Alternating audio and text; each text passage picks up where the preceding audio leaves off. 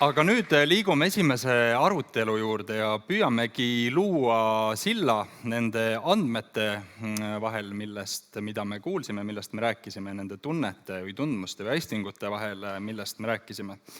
Ja selleks kutsun ma siia esinejad, arutlejad, kes võivad, nagu ma neid välja hüüan, juba vaikselt siia poole liikuma hakata.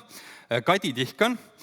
Kati juhtis Tartu 2024 autovabaduse puieste programmi ja projekte nagu Tartu 2024 tunnusloo valmimine ja etendus Põmaki. Praegu tegutseb Eesti Filmi Instituudis ja bändi Meelik managerina.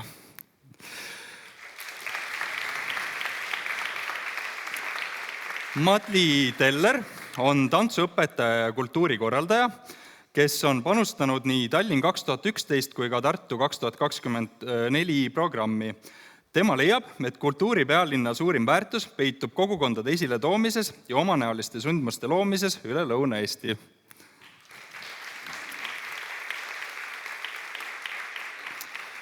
Indrek Grigor on Tartu Kunstimuuseumi näituste osakonna juht, kureeris Tartu 2024 projekti Sürrealism 100 ja Kris Lemsalu isikunäitust Donatello elukeeris ning karikatuurinäitust Initsiatiiv altpoolt.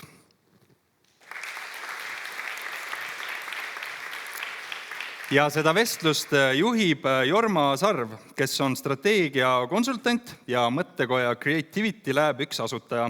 Ta on nõustanud organisatsioone kultuuri, spordi, hariduse ja ettevõtluse valdkonnas ning koolitanud kultuurikorraldajaid. Nii et Jorma, annangi hea meelega nüüd sõna üle sulle.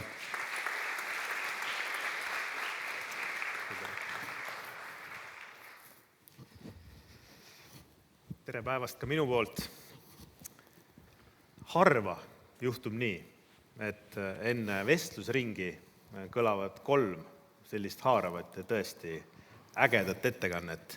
Meil on aega selles mõttes ebaõiglaselt napilt, sest et siit peegeldada ja arutada oleks nii palju, aga me teeme oma parima ja me püüame liikuda sellisel 2 tasandil, nii nagu selle vestluse pealkirigi ütleb, ühelt poolt sisetunne, see, millele on iseloomulikult seesama tajumine ja see, kuidas me neid numbreid vaatame võib-olla rohkem oma peas ja selliste emotsioonide, mälestuste, ootuste tasandil. Aga tahaks rääkida ka andmetest, tahaks rääkida ka statistikatest, nendest numbritest, mida siin juba põgusalt on nimetatud. Need numbrid on mitte ainult ilusad ja suured, aga nad on ka tähtsad. Ja nende tähtsus võiks ilmneda eeskätt selles, kui nad panna õigesse konteksti ja sellest kontekstist me tahaksimegi täna rääkida. Aga sissejuhatavalt Andrei põgusalt mainis, mis on teie selline esmane seas kultuuripealinnaga olnud, aga annan teile võib-olla veel kord võimaluse seda rolli 2 lausega iseloomustada ja võib-olla lisada ka selline esimene ootus, mis teile meenub. Et kui kogu see töö ees oli, te püüdsite selle palli kinni, see kenasti serviti teile ette, kultuuripealinn on ootamas, kas teile meenub mõni selline ootus, mis seda teie rolli ka siis kuidagi iseloomustab? Võib-olla siit Madliga alustamegi. Aitäh, tore siin olla. Mina olin Tartu 24 kontekstis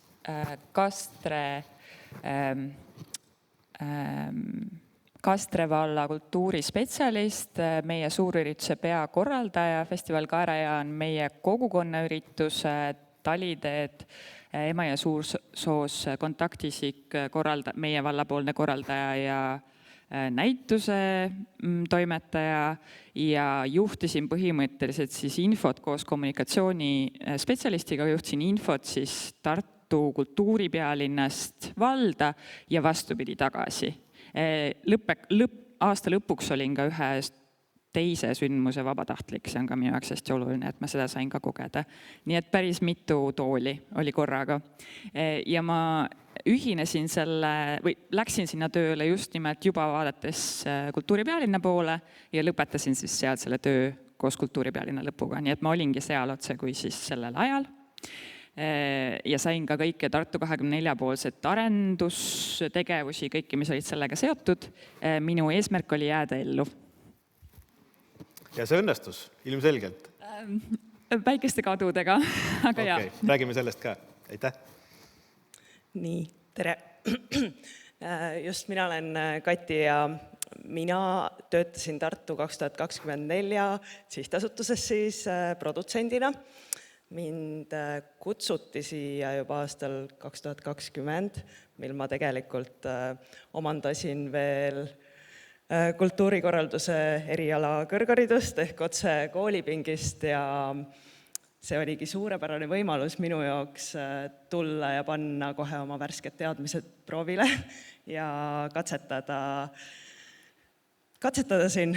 Ja mulle tundub, et see õnnestus võrdlemisi hästi, sest selle pea 5 aasta jooksul sain ma korraldada lõpuks 100 turundussündmusi, lisaks oli au tuua Tartu 2024 esimene kuldmuna, see Youngblood City laul, mida te siin pidevalt kuulete, ka see organiseerida ja korraldada mitmeid väga suuri rahvusvahelisi külastusi, delegatsioonide külastusi Tartusse ja selle kõige kõrvalt 5 aastat korraldada ka koostöös Tartu linnaga Autovabaduse puiesteed, mis viimasel ehk 5. aastal toimus siis Tartu 2024 programmi raames ja tõesti oli rõõm 5. aastal vedada Autovabaduse puiestee kogu programmi ja produktsiooni,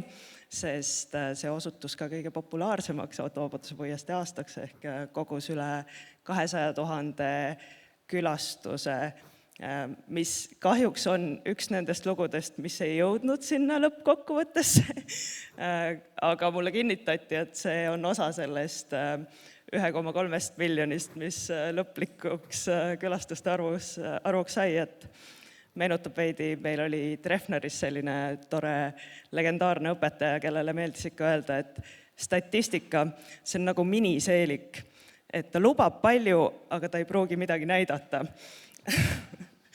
Aga nali naljaks tegelikult muidugi, olles siia tulnud tudengina ja lõpetada enda kultuuripealinna kogemus sündmusega, mis kogus 1/7 lõplikust külastuste arvust, on ikka, ma arvan, et jah, minu kokkupuude Tartu 2024 oli väga intensiivne ja tihe. Kõlab nagu teine kõrgharidus, et said Just. teise ülikooli kohe esimesele otsa. Aitäh, Kati. Indrek. Tere! Tartu Kunstimuuseum oli kultuuripealinna programmiga nagu, ütleme siis taotlusest saati seotud. Et kui siin ennist küsiti, et mis hetkest nagu kohale jõudis, et ta nüüd ongi nagu Tartu kultuuripealinn, astudes sellest hetkest, kui välja kuulutati, et tulebki. Sest see oli see hetk, kui nagu selgus, et nüüd tulebki tegema hakata.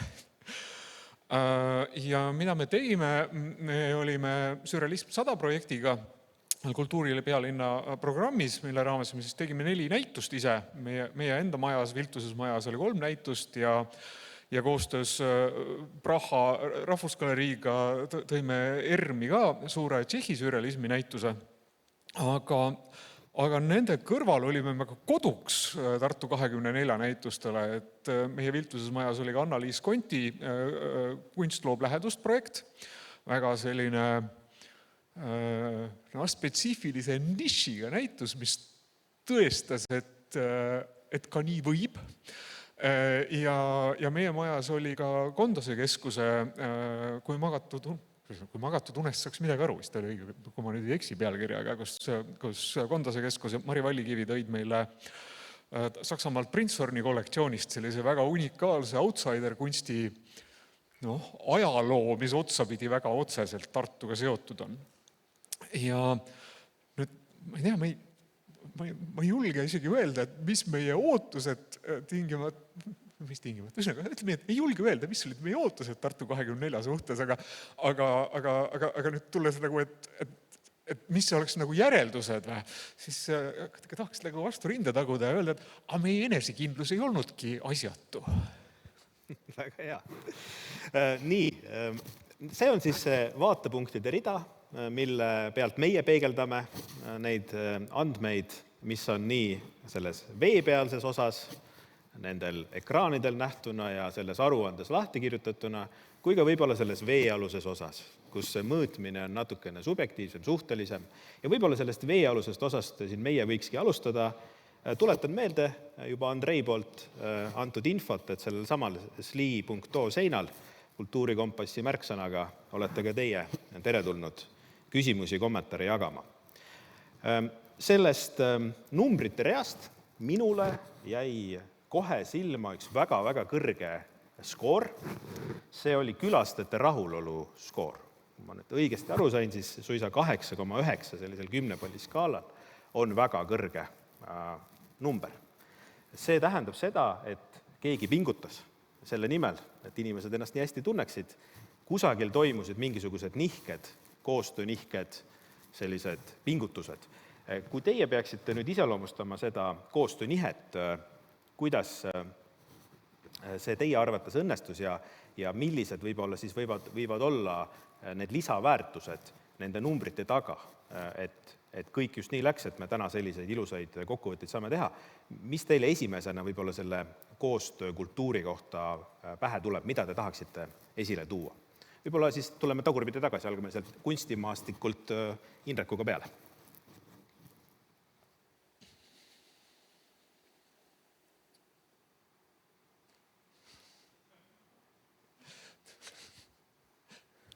Ma nii palju võib-olla sulle teejuhiseks oskaks niimoodi kõrvalt peegeldajana pakkuda, et see kasvõi sellel samal kunstiprogrammil oli justkui nagu korraga mitmeid uksi näha kultuuripealinna raames, et külastaja sai astuda päris erinevas suunas, et kas selle taga oli ka teil omavahelist sellist suuremat või teist laadi koostööd või te lihtsalt jätkasite neid samu praktikaid, mida varemgi? Selles mõttes ütleme, kultuuripealinn Tartu Kunstimuuseumi jaoks ennekõike oli selline võimalus, mida meil igapäevaselt ei ole. Et kui ma võtan nagu selle programmi, siis me tegelikult tegime seda, mida me nagunii kogu aeg teeme. Me teinud oleme ja ka edasi teeme. Aga kultuuripealinn andis selleks täiesti uued vahendid. Ja ütleme, selles mõttes oli kultuuripealinn meie jaoks ka selline, ma möönma, et mõnevõrra ootamatult, aga tagantjärgi täiesti ootuspäraselt selline nagu katsepolgon, kui me mõtleme selle peale, et Tartu Linnaraamatukogu ja Kunstimuuseum on hetkel protsessis saamas omale uut hoonet ja kus nagu tingimused, aga ka meie projektide mõõde muutub hüppeliselt. Et see kultuuripealinna kogemus oli selles mõttes huvitav, et see tõestas, et see publik on olemas, sest kui mul on praegu seal mõned 100 ruutmeetrid näituse pinda ja mul järsku tekib 2000 ruutmeetrit näituse pinda, et mis siis juhtub, aga kelle jaoks või milleks. Aga nüüd see sürrealismi näituse külastatavus ERMis, aga ka näiteks Rootsi Ikeda näitus, mis oli vist üle 40 000, kui ma õigesti mäletan külastatavus, et see tõestab, et ei ole mingit sellist probleemi, et meil nüüd Lõuna-Eestis ei ole seda publikut või seda inimest, kes tahaks tulla. Ja kui ma siin ennist viitasin sellele, kuidas Anna-Liis Konti projekt oli väga niši projekt, siis selle näituse ametlik sihtauditoorium oli vanuses 6–13, algkooli lapsed sisuliselt. Aga selle näituse külastatavus ei erinenud kuidagi nagu teiste näituste külastatavusest, pigem nagu vastupidi, et see võeti nagu väga hästi vastu. Et mulle endal nagu tagantjärgi tundub, et kui sa siin sellele publiku rahulolule viitad, siis mulle tundub, et me pidevalt alahindame publikut.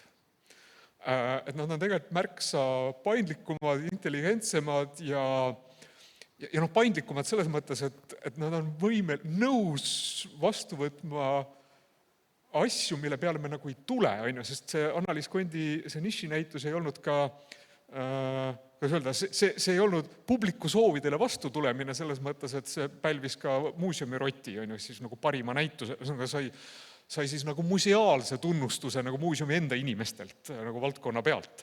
Et ei maksa üldse alahinnata publikut.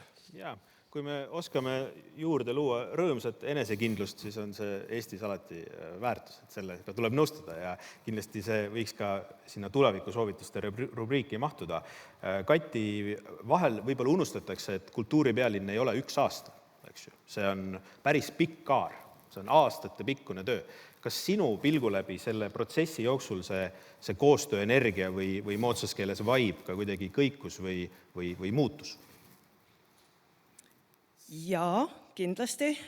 Ma arvan, et minul oli kõige suurem koostöökoht just meie välispartneritega, ennekõike erinevate kultuuripealinnadega üle Euroopa, siis nii meie sõsarkultuuripealinnadega kui ka olnud ja tulevate teiste linnadega ja muidugi see aastate jooksul see maht pidevalt kasvas ja see kuna ikkagi põhilised sündmused ju toimusid tiitliaastal, siis nende koostööde tulem avaldus ikkagi tiitliaastal ja ma arvan, et kui sa küsid, et mis lisaväärtus sealt tekkis, mul oli niisugune tore näide jällegi Autovabaduse puiesteelt, aga me tegime selle raames, korraldasime sellise nädalavahetuse, mis oli Läti temaatiline ja kaasasime mitmeid koostööpartnereid Lätist. Selle raames toimusid sündmused, mis tutvustasid siis sealseid regioone ja kultuuri, aga me tõime ka siia lausa 4 Läti artisti ja ühelgi varasemal Autovabaduse puiestee aastal ei olnud käinud nii palju Läti külastajaid, et meil tuli ka oluliselt suurem Läti publik kohale selle peale, ja see on väga tore, sellepärast, et paljud neist partneritest olid pisikesed kohad, Valmerad seesis meie lähedal, kes on tegelikult hästi avatud sellele koostööle, ja see tõi ju rõõmu nii meie publikule kui ka lätlastele, kes siia jõudsid, et jah. Jaa. Madli, kuidas sulle tundub, kas see pingutus vaadata seda korraldajate võrgustikku ja koostöövõrgustikku ka laiemalt kui Tartu linn, see algusest peale valitud suund, et kui palju me sellest koostööpotentsiaalist siis kätte saime, et kui me proovime natukene kraadida seda pingutust? Ja mul on nii kahju, ma mõtlesin kogu aeg su esimesele küsimusele, ma tahtsin nii vastata sellele, sa küsisid publiku rahulolu kohta. Aga ole hea. See võib-olla on seotud ka, läheb sinna välja. Ma tahtsin 2 asja rõhutada, mis minu jaoks see publiku rahuloluga on hästi seotud ja mis tõesti tegelikult sünnib nagu sellest Tartu 24 nagu originaalide-eest. Üks nendest oli see ligipääsetavuse teema, et me korraldajatena pidime nagu selle ikka nad täiesti läbi närima, igas hetkes sellele mõtlema ja ma arvan, et see tegelikult kajastus selles publiku kogemuses ka. Ja teine asi on nagu geograafiline ja läheb nüüd sinna sinu koostöösse välja, on see, et ühtlasi me ka nägime terve selle aasta jooksul kultuuri nagu väga-väga mitmekesistes kohtades, ehk siis see kultuur ja need sündmused läksid nagu hästi palju nagu tavaruumidest välja, hästi palju täiesti uutesse kohtadesse, ma arvan, et see oli üks nagu terve selle programmiga tohutu tugevus ja seal nendes kohtades, kuidas mindi välja, kas viidi kultuur mingisse arhiivi, kas viidi kultuur kuskile võsasse ja nii edasi, et seal väga nagu kristalliseerus see koostöö erinevate valdkondade vahel ja omavalitsuste tasandil, omavalitsuste ja Tartu 24 vahel ja nii edasi, et minu jaoks ikkagi see nagu oli selline pärl, mis ma kaasa võtan ja koostööalaselt selline nagu uue leiutamine või uute lahendustega välja tulemine, et tõesti, kuidas me lähme rappa ja teeme selle asja rabas ja nii edasi. Selles veealuses ja natukene tunnetuslikus osas me peame rääkima veel ühest kategooriast, mis võiks olla olulise mõjuga, kuigi see mõju võib-olla meie tänase päeva peateema mõttes on veidi kaudsem. Ma tahan jõuda omavalitsuste teadlikkuseni. Meil on ees siin ootamas kohalike omavalitsuste volikogude valimised. Väga ju sooviks loota, et kultuur on ka tänu nendele pingutustele saanud jälle rohkem kõlaruumi juurde. Kuidas võib-olla sinu hinnangul see lootus, kui optimistlikud me olla võiksime, et see nii ka läheb? Ma arvan, et see on erinevate omavalitsuste tasandil väga-väga erinev. Ma arvan, et see regionaalne või omavalitsuse sisene suhete, kommunikatsiooni ja oskuste arendustöö, mida kultuuriprojektide kaudu, eriti rahvusvaheliste kultuuriprojektide kaudu saab teha, on mõõtmatult suur. Kas omavalitsus oskab seda märgata või ära kasutada, on omaette teema. Ma arvan, et kindlasti Tartu 24 järel siis õnnestumad näited on võib-olla need, kus omavalitsuse siis inimesed istuvad pärast maha nende kultuurikorraldajate või projektijuhtidega ja tõesti vaatavad, et mis siis toimus ja mis nagu välja tuli. Et kas me teeme need kokkuvõtted ja refleksioonid ka või ei tee. Et kui see nagu sinna, kui omavalitsuse nagu juhid on juba nii targad, et selle refleksiooni ka vastu võtavad ja selle läbi teevad, et ma arvan, et see arengu hüpe sai olla väga suur, aga ma ei ole kindel, kas kõik selle tegid. Jaa, ma arvan küll, et siin sellises ringis lava peal istudes on vahekokkuvõttena oluline alla joonida, et tähtis on vaadata andmeid, mis puudutavad publikut, külastajaid, kogu seda heas mõttes tavapärast kultuuristatistikat, ka mitte ainult siis ühe aasta raames, vaid laiemalt, selle mõjusid, arenguid, aga köögi poole peal on vähemalt sama tähtis hinnata üle, kuidas see kõik mõjutab korraldajate koostööd ja usaldust omavahel ja neid samu omavalitsuse suhteid ja nii edasi. Aga ehk liigume siis lähemale nüüd nendele andmetele, mis on täiesti numbriliselt meil siin kenasti näha. Mulle väga meeldis doktor Beatrice Garcia küsimus lavakõnes, et millist lugu need andmed jutustavad. Need numbrid, millest mõned on miljonites, mõned on sadades tuhandetes, väga palju numbreid kümnetes tuhandetes, just eriti puudutades siis külastuste arve. Kas need lisavad teile rohkem rahulolu ja sellist õnnestumise tunnet või pigem soovi, et no nüüd on siis uus norm käes, et nagu Indrek siin juba korra ütles, et ärme alahinda publikut, paneme hoogu juurde, et võib-olla Katiga alustades, kuidas sa tunned, et kuidas me need numbreid peaksime selles mõttes interpreteerima?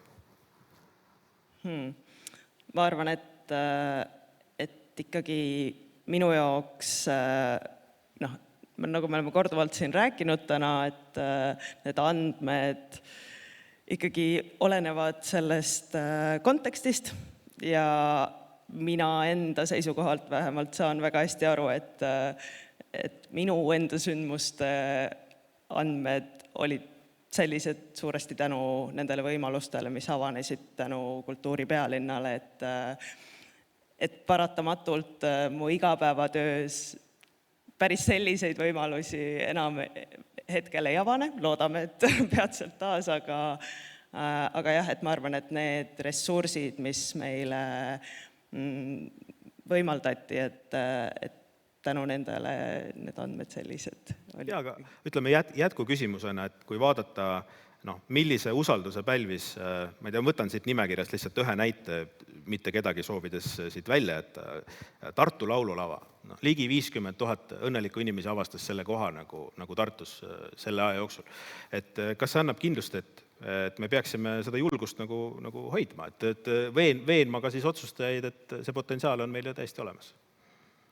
Jaa, selles mõttes kindlasti, et me peaks ju ära kasutama seda tulemust, mis sai võimalikuks ja ma arvan, et Tartu laululava on suurepärane näide, kes sai ka Eesti muusikaettevõtluse auhindade galal parima sündmuspaiga auhinna ja kes ka ju sel suvel võõrustas väga mitmeid suuri kontserte, et kindlasti me peaks seda momentumit hoidma, sest tõesti see kultuuripealinna aasta võimaldas meil näha seda väärtust, mis siin Tartus peidus on ja Lõuna-Eestis.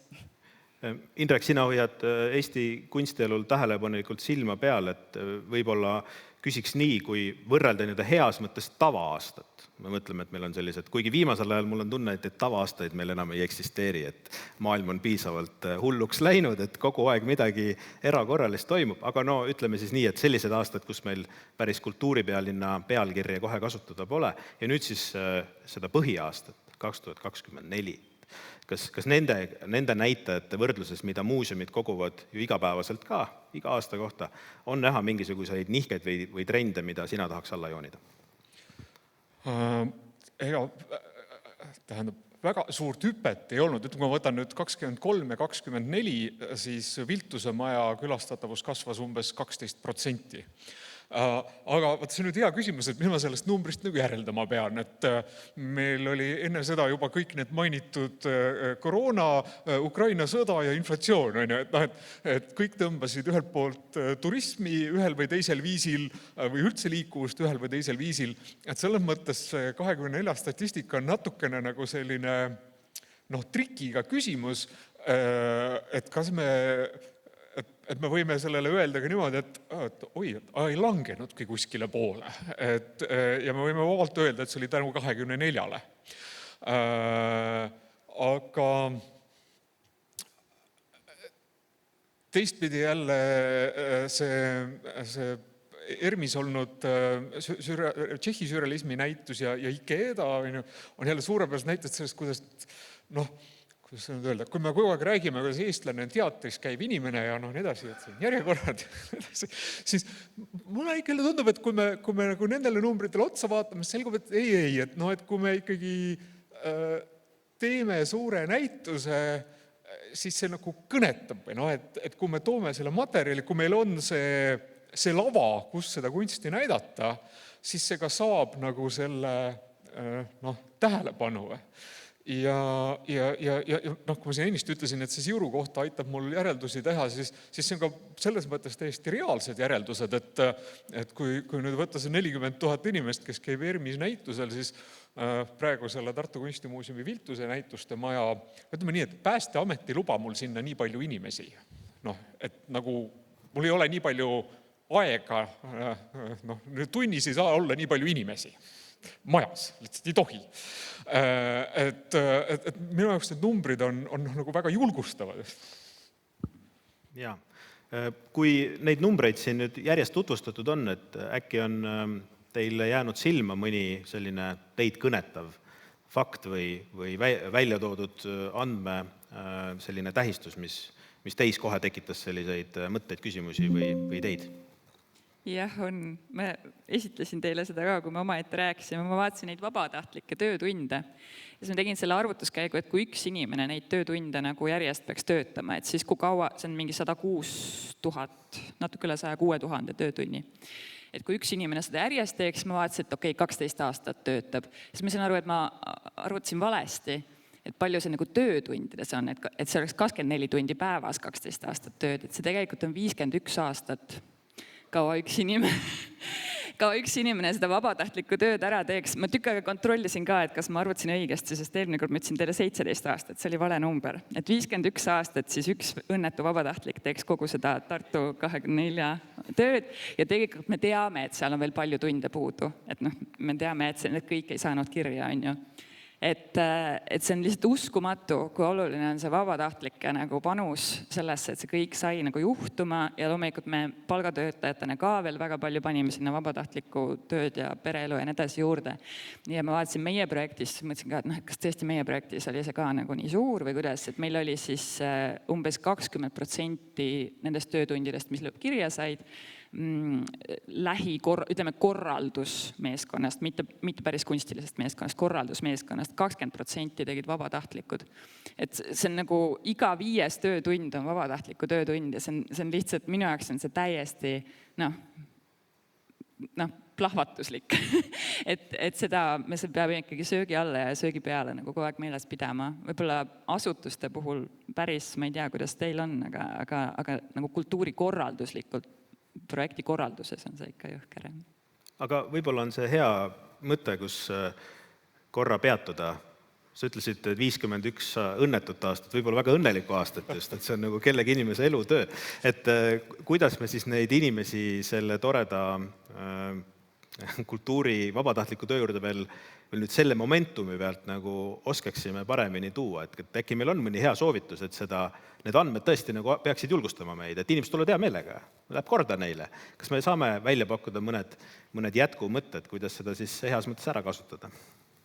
Ja ma lihtsalt korraks võtan kohe kinni, et ma arvan, et see on see, et kui inimene tunneb, et see projekt ka jutustab tema enda lugu, et seal on tõesti see, et kui ta nagu selle projekti sisuga ka haakub, et see sisu on talle haarav ja ta tahab selle kohta rohkem teada või ta tahab ise selle kohta rohkem öelda, et sealt olid ikkagi meie kõige innukamad vabatahtlikud.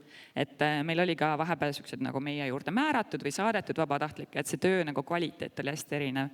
Nii et see lugu ikkagi peaks olema niimoodi, et see inimesele läheb korda. Siis ta tuleb ka su projekti juurde appi. Kuidas teile tundub, kas meil saaksime veel mõnele asjale sõrme peale panna ja kasutada ära seda head fooni ja vabatahtlikega seoses? Tead, ma vabatahtlikega seoses ei oska öelda, aga kuivõrd Madli viitas sellele institutsioonidele, siis tead, mul on nagu palju neid palgalisi abilisi, aga ütleme, et selline, ma jään nüüd numbri võlgu, aga lugedes ise ka just enne siia tulekut seda nagu projekti aruannet, siis ma ei ole ennem ühegi projekti jaoks pidanud tegema nagu seda koostöö, nagu koostööd teinud isikute ja institutsioonide nimekirja. Ja siis, kui me räägime siin andmete kogumisest, et millised andmeid koguda ja millist informatsiooni me sealt saame, siis see oli väga huvitav nagu kogemus, kui sa järsku hakkad nagu üles lugema, et kes olid need inimesed ja need institutsioonid, kes olid su nagu koostööpartnerid. Et see on nagu muljetavaldav arv, mille peale sa nagu igapäevaselt nagu ei mõtle, et et tulid mingid tehnikud, et tegime ja aga et kui sa nüüd nagu projektide peale hakatakse kokku lugema, et kui palju neid tegelikult oli, et see on nagu muljetavaldav, sest kogu aeg tundub, et valdkond on väike ja institutsioone on vähe ja blablabla, aga kui sa vaatad, kellega sa kõigiga koostööd teed, siis ei, et tegelikult me oleme väga suured. Ja, ma lisaks ka natukene erinev teie kogemusest, aga sarnaselt Madlile, kui ma valmistusin tänaseks paneeliks ja töötasin läbi enda sündmuste andmeid ja ennekõike siis 2022 kuni 2024 aasta sündmuste seiretabelit, tervitused heale kolleegile Annikale, tänu kellele meil kõik need andmed siin on. Ja ma leidsin sellise hästi huvitava arengu, eelkõige keskkonnahoidlikkuse temaatika ja ligipääsetavuse valdkonnas. Ja hästi naljakas oli jälgida, kuidas 2022. aastal just ligipääsetavuse puhul näiteks ma olin hästi enesekindel olnud, et mu sündmused olid väga ligipääsetavad, aga need seletused olid võrdlemisi pinnapealsed ja see ligipääsetavus tegelikult tagantjärgi vaadates võib-olla ei olnud nii põhjalik. Ja 2023. aastal, kui sihtasutusega oli liitunud juba ligipääsetavuse spetsialist ja hakkas meie teadmisi siis laiendama ja harima meid selles valdkonnas rohkem, siis oli huvitav näha, et minu enda enesekindlus mu sündmuste ligipääsetavuse suhtes oli langenud oluliselt ja ma olin palju kriitilisem selles osas ja 2024. aastaks, kui me olime juba palju tööd teinud meie ligipääsetavuse spetsialistiga, siis kõik sündmused olid väga ligipääsetavad, kõik sündmused, nende puhul oli hästi põhjalikult lahti seletatud, mida kõike me tegime selle jaoks, et see, kuidas andmetes kajastus konkreetselt korraldajate areng, oli hästi huvitav minu jaoks näha. Ja, aitäh selle teema sisse toomise eest. Meilt on ka saalist küsitud natukene samalaadse nagu lähenemisega selle keskkonnateadlikkuse kohta. Et tõesti üks kultuuripealinna sõnum korraldajatel oli läbivalt nendele asjadele väga hoolikalt mõelda. Ma saan aru, et seda siin paari lausega üldistada on keeruline, aga mõjude alla see ju kindlasti läheb. Et kuidas meil siis läks? Kui hästi meil teie arvates, küll vaheaega on möödas, aga siiski on õnnestunud siis seda korraldaja vastutust selgitada? Ma ei tea, Madli, kuidas sulle tundub? Ma tahtsingi öelda, et see oli nagu suurepärane võimalus seda lihtsalt rakendada nagu omavalitsuse tasandil, et meie tegime lihtsalt suhteliselt kohe selle otsuse, et me kasutame kõiki neid samu praktikaid oma kõikidel teistel üritustel ka, mitte ainult Tartu 24 üritustel, et kogu aeg neid treenida. Et see keskkonnasäästlikkus ongi see, et sa nagu pidevalt pead seda rakendama, et siis nagu see muutubki loomulikuks, et sa ei pea enam nagu vaeva nägema ja seal nimekirjas taga ajama seda, et selles mõttes selline järk-järguline rakendamine hästi toimis meile ja minu meelest me jõudsime ikkagi meie nagu areng selles ise niimoodi seda normaliseerida, seda mõtlemist oli väga suur.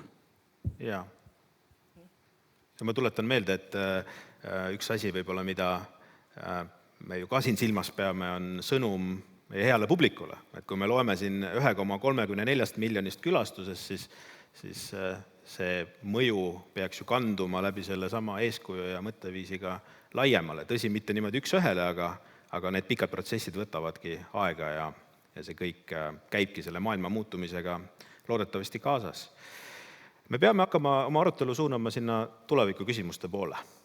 Et siin küll Hanna Simon Allas ütles, et tingimata rohkem pole andmeid vaja koguda, et sellist soovikontserti avada võib-olla pole tingimata vaja, aga kui te nüüd olete lugenud neid esmaseid tulemusi, et kas kusagil tekib mõte, et mida me peaksime nüüd tulevikus veel hoolikamalt jälgima ja mõõtma, võib-olla ka natuke teistmoodi küsimusi püstitama.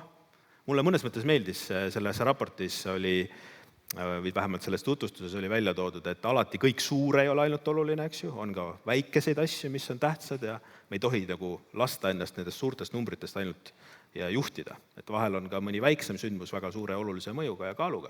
Kuidas teile tundub? Mis on võib-olla need asjad, mida tulevikus me saame veel silmas pidada andmete kogumisel?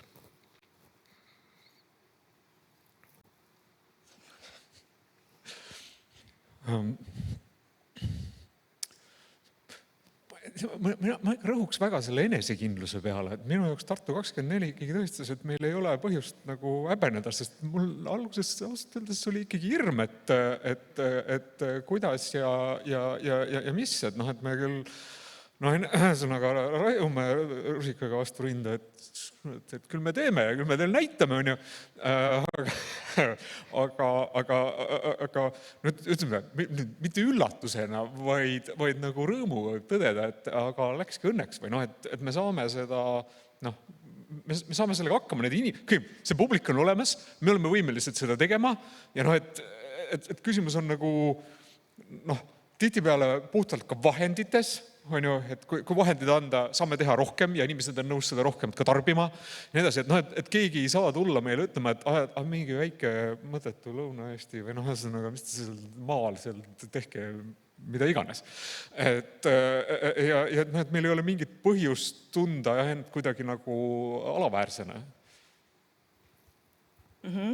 Ma täitsa nõustun sellega ja ma arvan, et seda enesekindlust võiks juba sisendada endale korraldusprotsessi alguses ja nende mõõdikute ülesseadmises, et nagu ikka, et tagantjärgi tarkus, et sa teaksid paremini, et mida mõõta ja paremini sõnastada võib-olla teatud mõõdikuid, aga ma tahtsin lisada ka sellele eelnevale keskkonnahoidlikkuse teemale, et mul on niisugune hästi tore näide lihtsalt sellest, et lisaks sellele, et meie korraldajatena arenesime hästi palju ja saime, siiani meil on, minul vähemalt on minu igapäevatöös siiamaani käe sees see, et ma rakendan neid teadmisi ja sündmusi korraldades, aga hästi tore on ka see, et kui ma tulen Tartusse ja korraldan siin sündmusi, siis siin kohapealsed teenusepakkujad, kui ma hakkan neile seletama oma ootusi keskkonnahoidlikkuse tingimuste juures, siis nende reaktsioon juba mitmel korral päriselt sellised olukorrad on olnud, kus nad vastavad, et me korraldasime kultuuripealinna aasta raames mitmeid sündmusi, töötasime kaasa nendega, me oleme kursis ja me rakendame seda oma töös ja see on suurepärane, et meil on tegelikult ju nagu see tulemus on niimoodi olemas. Jah, ma teeks selle tuleviku vaatamise või selle kokkuvõtte niimoodi, et see läheks sillana sinna Euroopa kultuuripealinnades võtme nagu märksõnasse, et minu jaoks lihtsalt minu huvidele vastavalt kõige nagu õnnestunum oli see, kui korraldajad, kes seda kõike hakkasid looma, kes programmi nagu tahtsid pakkuda, kui nad vaatasid nagu väga detailselt oma eripära sisse ja lõid selle pealt, kui nad vaatasid nagu väga täpselt, mis neil just on pakkuda ja siis selle pealt tulid siis oma sündmuse või projektiga lagedale. Ja ma arvan, et see läheb ikkagi sinna hästi selle diversity ja selle mitmekesisuse ja kultuuri nagu omapära tagamise alla, et Eestil on nii palju omapärast pakkuda ja me unustame selle vahepeal ära ja Eesti just nimelt igal väiksel kohal on ka pakkuda, aga sa pead enne nagu keskenduma ja vaatama sinna sisse. Ja see, kuidas see kultuuripealinnade raamistik võimaldab korraks sinna keskenduda ja vaadata, et mis see siis on, kaasa arvatud ka seda, et kuidas see on seotud laiema Euroopas toimuvaga või mõnes teises kohas toimuvaga, et see on nagu hästi suur väärtus, mida nagu kogu aeg edasi arendada selle kultuuripealinna nagu kontekstis ja muidu ka. Ja ma lisaks loodan omalt poolt, et nendele publikunumbritele ja järeldustele lisaks jääb kõlama ka nii senistes mõõtmistes kui ka tulevastes mõõtmistes see, mis seda pealisülesannet iseloomustab, et kuidas me tunneme uhkust oma kultuuri üle, oma kodu üle, oma linna üle, oma kaasteeliste üle ja me oskame kasutada neid kultuuriruumi poolt pakutavaid võimalusi, on ta siis ellujäämiseks või kasvamiseks, et kõik see on nende mõõdikute tõlgendamise juures samuti ülimalt tähtis. Tahaks lõpetada ühe uudishimu küsimusega, mis ka siit saalist on meile jagatud. Kas te teeksite seda uuesti? Ma teeks, aga ma prooviks kuidagi tagada natuke vähem töötunde enda poolt sinna sisse. Et minu läbipõlemine oli päris suur, aga ma teeks uuesti, jah. Ennast tundes siis ma arvan, et kui ma annaks veel natukene aega, siis ma ütleks suhteliselt kindlasti hea, kui keegi pakuks uuesti seda võimalust. Ja tingimata või selles mõttes, et see ongi meie plaan, et Siuru saab valmis, siis teeme iga päev. Ja, suur tänu teile. Aitäh!